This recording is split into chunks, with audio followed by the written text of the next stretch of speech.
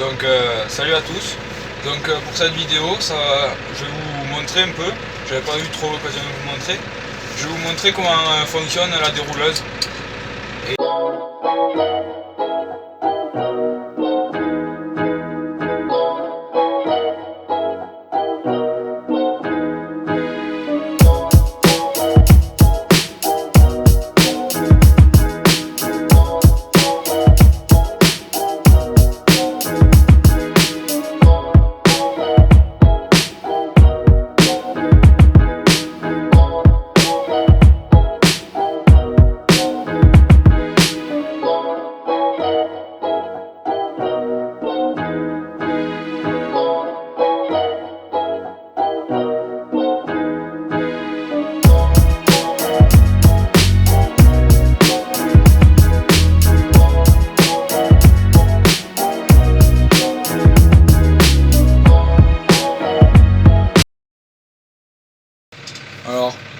Alors là, ce qui est arrivé, c'est que la balle, je l'ai prise dans son mauvais sens.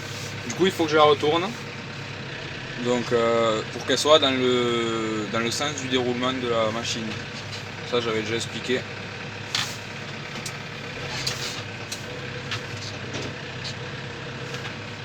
Voilà, et là, je peux la lui mettre.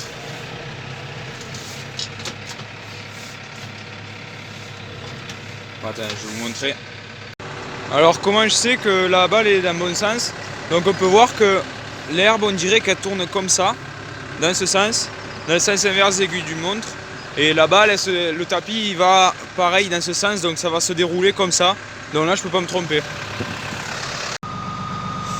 Donc du coup, je vais actionner l'hydraulique, voilà. Et là, je vais tourner la tourelle à droite. Voilà. Donc je peux laisser l'hydraulique parce que là j'enclenche le tapis et je vais d'abord me préparer. Donc je me mets en petite vitesse. Donc maintenant je suis en petite vitesse, j'enclenche le tapis.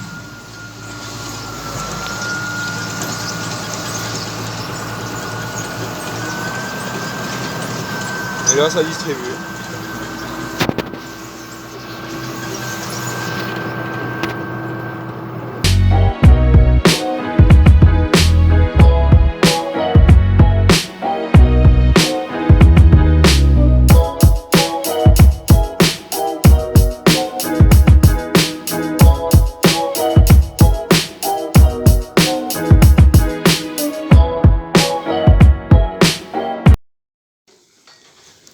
Donc voilà, comme ça, les génisses et toutes les vaches ont leur ration, ont leur foin, leur enrubanage pour la journée. Donc voilà, donc suite à la matinée de ce matin où j'ai nourri les vaches, maintenant il faut que je retire une partie, il faut que je retire un peu de clôture. Voilà, donc je fais ça avec un enrouleur et je vais enlever les piquets qui entourent l'enrubanage. Donc ça part de là-bas. Et ça va jusqu'au bout, au bout du champ là-bas. Donc j'ai quelques centaines de mètres à faire. Donc voilà, donc là j'ai fini de rembobiner tout le fil. Donc ça rentrait juste pile poil, il en aurait pas fallu 10 mètres de plus. Et maintenant ce que je vais m'attaquer à faire, c'est à plier tout, à faire tomber tous les piquets. Voilà. Donc je vais les mettre en tas et donc voilà où on a l'enrubanage. Donc la ferme est juste en contrebas derrière et on a l'enrubanage ici. Voilà.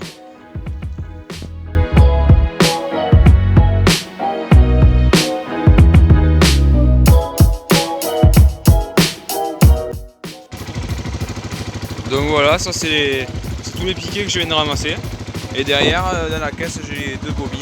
Enfin, j'en avais pris deux, mais j'en ai rempli qu'une. Et du coup voilà. Donc là je rentre ranger tout ça. Voilà, donc là c'est l'ensemble des piquets jaunes qu'on stocke dans un vieux bidon, dans une petite cabane à côté de l'infirmerie et à côté du coup du bâtiment des vaches. Voilà. Donc du coup là pour cette dernière chose de la journée je vais graisser le chargeur du tracteur et le tracteur aussi à y être parce que je l'avais nettoyé et j'avais pas pensé à le graisser et je manquais de temps pour le faire.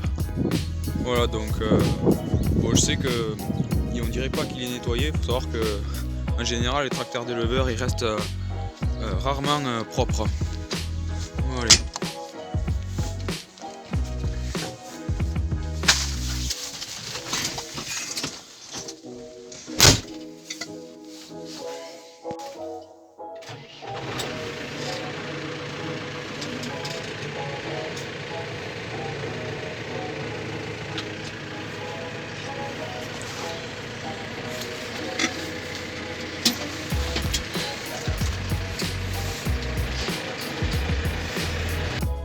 Du coup, je vais m'équiper d'un tournevis plat pour nettoyer le tour du graisseur.